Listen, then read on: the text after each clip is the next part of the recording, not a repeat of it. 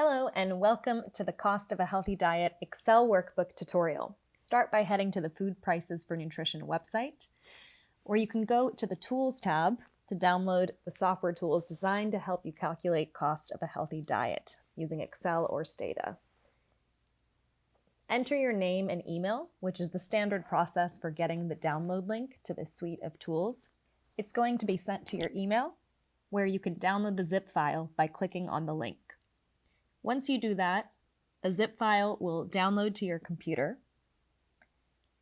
Clicking on it will reveal two folders within the folder, one for Excel and Stata, as well as a set of instructions. Open the instructions to start, and in this video, we're going to focus on the Excel workbook. Also in the instructions, you can find our contact information if you ever need to get in touch or have additional questions about the workbook. So, to begin using this workbook, we're going to start by opening it up. Head to the Excel folder within the larger folder that you've downloaded, and there you'll see a couple of different options. We'll use the empty template with the pseudo data. This is just a chance to practice a blank workbook with fake data. When you open it up, you'll land on an About page. Now this just gives you basic information about what the spreadsheets contain and reminds you to refer to the instructions document, which contains a lot of good step-by-step information and visuals on how to navigate each sheet within the Excel workbook. And once we put them side by side, you'll notice that the many sheets contained in the Excel workbook actually correspond to different pages of the instructions. So you can follow along by clicking on the sheets and then the corresponding page of the instructions. And we're going to get started with the first step, which is defining a healthy diet. You can do this by selecting a National Food-Based Dietary Guideline, FBDG, or a global criteria like the Healthy Diet Basket. And these two sheets in your workbook, that's target quantities and FBDG recommendations, are designed to work together. They look exactly the same in terms of their layout. One is empty while the other contains the different options that you can use for your healthy diet criteria. Here I'm selecting Healthy Diet Basket. I'm going to take that and copy it straight into my target quantities sheet. So now that I've defined my criteria, I can move on to the next step, which is entering my food price data. Food price data is typically collected by national statistics organizations in order to monitor inflation. However, many other sources are available. And for the purposes of this tutorial, I'm going to use the fake data contained in my pseudo data document. I'll copy and paste that straight in, starting in column B. Column A contains unique ID formulas that I don't want to overwrite. We'll talk more about unique IDs later on in this video, but in short, they are used to track the data across the many sheets of this workbook. Each food price data observation contains the price, the unit sold, as well as a unique item code that is typically associated with your data. What I'm going to do next is take this long list of food price data, which measures the same commodities in different locations and time periods, and reduce it to a unique list of food items. So I'm taking the list of food items that repeats across time and place and creating a unique list. I'll do that by copy and pasting the full list into the next sheet called Food Item Information. I'll go to my data tools and I'll use that remove duplicates function within Excel. Once I press OK, a list of over 300 items is reduced to 78. And now that I've made a unique list of food items from my food price data, I'm going to move on to the next task, which is called food matching. The first step here is to assign item weights to each item in your food price data. What we're doing here is converting all the non-standard units in our data set to kilograms. So every food item that is already sold in kilograms will just receive a 1 in this column. However, non-standard units like a packet of cornflakes will have to be converted to kilograms. Now, to make sure you have the right information, you may need to go back to the source of your food price data to double check that you have the right conversions for the non-standard units, which include packets, bags, boxes, loaves, tins, etc. And you may also be able to find clues within your food price data on what these conversions should be. So here, for example, in the maize flour, I see that there's a marker that says 2 kilograms as part of the item name. And here I can safely convert that to 2 kilograms in column E. And I'm going to repeat this step for every single item in my food price data set. And this ensures that every item, regardless of the unit in which it is sold, is then comparable in terms of its weight. So as a reminder, if your food items are already sold in kilograms, you can just safely enter 1 in this column. Here we have another unconventional example, which is the unit of a single egg. And for cases like this, it really is best to go back to the original source of your food price data, so we don't recommend doing an online search or getting external information, just for the purposes of accuracy. Another case you are likely to run into in your food price data are liquids. So these may be beverages like milk or other liquids such as oil in your food price data. The conversion from liter to kilogram will vary based on the liquid in question. So just make sure you have the right conversions here and don't assume that any liquids in your food price data have the same liter to kilogram conversion. So we'll keep moving down the list here, filling in the item weights for each item. The final example of a non-standard unit that we're going to look at is for oils and fats.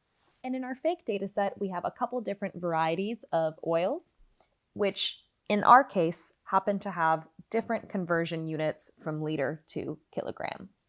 And I'm going to keep moving down my list until I finish assigning item weights for every item in my food price data. And now that we've completed that step, we can move on to the next part of our food matching exercise and complete all of the following pieces. So this will include the food name that's meant to drop duplicates, I'll explain more later, as well as food composition data, including the energy density and the edible portion of each food or drink, as well as food group classification. Now is also the time where you can exclude certain foods from your calculation. This includes foods like condiments, spices, and other foods that are consumed in small amounts, non-caloric items like coffee, tea, or water, as well as unhealthy foods that may not fit your healthy diet criteria. You can see here that I've just entered the word exclude in my food group column. The reason this works is because your criteria will always have a row for exclude, signaling that 0 foods, 0 calories will come from these types of items in your food price data. To facilitate the food matching task, you can also use the food item information database, which is contained within the folder that you've downloaded. Opening this will reveal around 400 food items that are commonly found in food price data sets and can be used to quickly copy and paste the data into the food item information sheet of your Excel workbook. Every single sheet in the database will match the different criteria available for calculating cost of a healthy diet, including national FBDGs or global criteria. Let's start with an example. Here I have beans in my food price data sheet, and I need to match it to food composition data for beans. I've selected kidney beans, so I'll copy and paste that entire row into my Excel workbook, and then I'll move on to the next item in my food price data set. In this case, it's rice, so I'm scrolling down to the different varieties of rice in the database. I'm going to select the types that best match the foods that I have in my food price data. So in this case, long grain rice, medium grain rice. And the next item I see is cornflakes.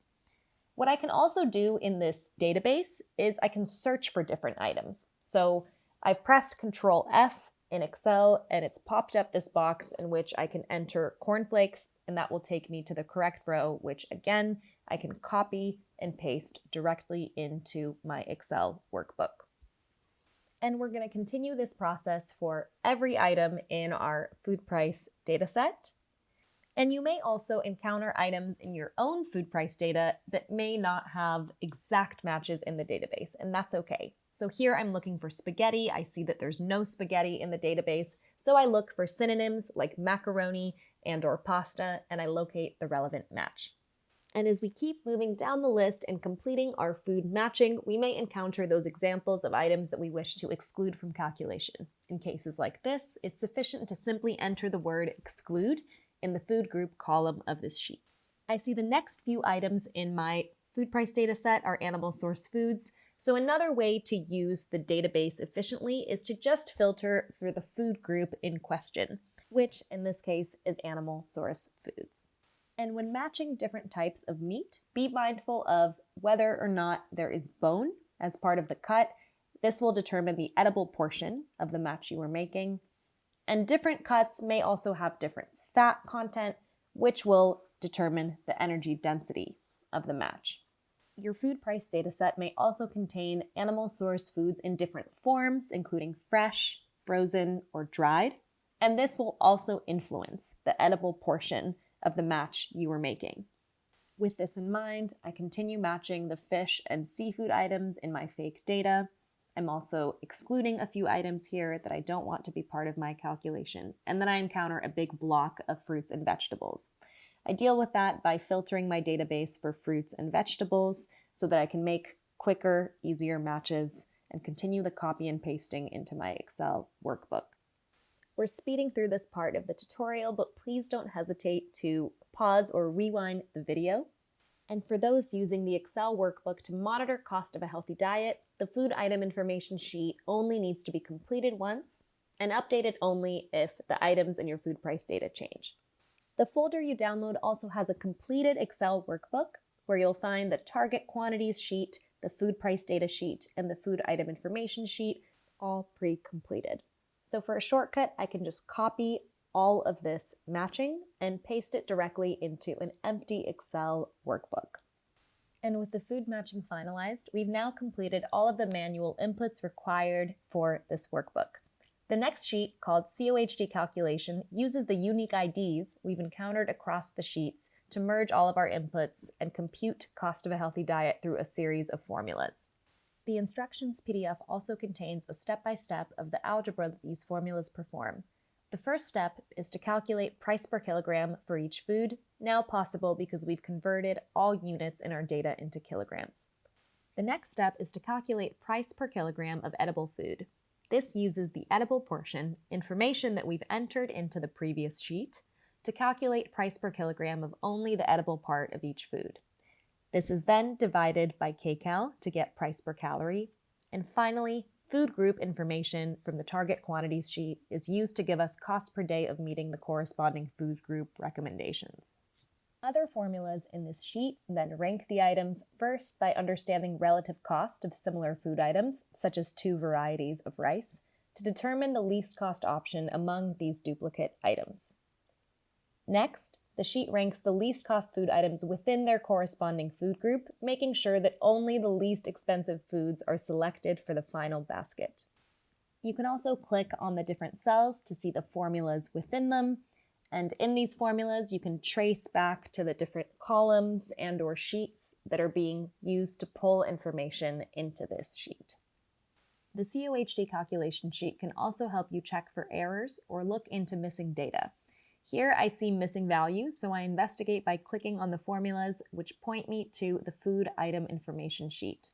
There I see that the blank is a product of an exclusion that I've deliberately made, so I can be assured that this is not a mistake. Errors can also present themselves as #NA, so take a few minutes to look through this sheet, and if you find any of those, trace their origin by using the formulas. One final check you want to perform here is to make sure that the number of rows in your cost of a healthy diet calculation sheet match the number of rows in your food price data sheet. In our case, we can see that they don't. So I can fix this problem by going to CoHD calculation and simply dragging the formulas down so that the row number matches the final row number of the food price data sheet. Once I've completed this step, I can move to the last and final step of the process, which is to generate our results. Now remember that this table here has merged all of our inputs, our healthy diet criteria, our food price data, and our food matching to food composition information. It has used these inputs to identify the least cost foods within each food group in each time and place where food price data was collected. The ranking in the very last column makes sure that only the least expensive food items end up in the final baskets in the next sheet, which contains a pivot table to display results. So let's move on to the CoHD results sheet, where we can display our final results. We get our results by going to the Data section of Excel's menu and clicking Refresh All. Once we click Refresh All, the results appear. The drop-down menu up top is what ensures that the baskets are made up of only the least cost items in each date and location for which we have food price data. We can use this sheet to explore different aspects of our final results. So here in gray, we see the total cost of a healthy diet for each time and place, here being markets 1 and 2 in January of 2016. This table also allows us to explore the least cost items selected and compare the cost share of different food groups.